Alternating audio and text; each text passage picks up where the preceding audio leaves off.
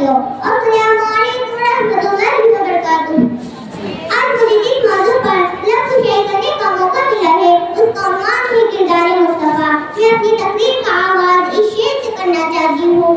زمین سے آسمان کی طرف پرواز کرتی ہوں، زمین سے آسمان کی طرف پرواز کرتی ہوں، خدا کا نام لے کر میں اس تقریر کا آغاز کرتی ہوں۔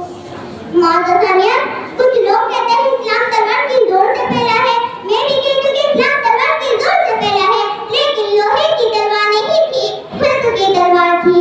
اس لیے لوہے کی تلوار سے سر جھکایا جا سکتا ہے، دل نہیں جھکایا جا سکتا ہے۔ اور رسول اللہ نے سب سے پہلے دل کی دنیا کو فتح کہا ہے تو سب خود ہی جھکتا گیا ہے۔ تو آئیے میں آپ کو تھوڑی دیر کے لیے فتح مکہ کی طرف لے چلوں تاکہ آپ کو سمجھ میں آ جائے کہ کردار مصطفیٰ کیا ہے۔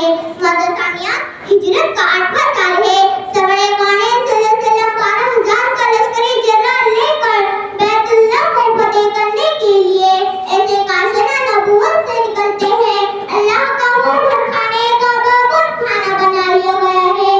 معزز سامعین، اللہ تعالیٰ کے نیک بندے حلالی پرچم ہاتھ لیے ہوئے ہیں اور رسول اکرم صلی اللہ علیہ وسلم فاتحانہ انداز میں مکہ شریف میں داخل ہو گئے اور کفار قریش گرفتار کر لیے گئے۔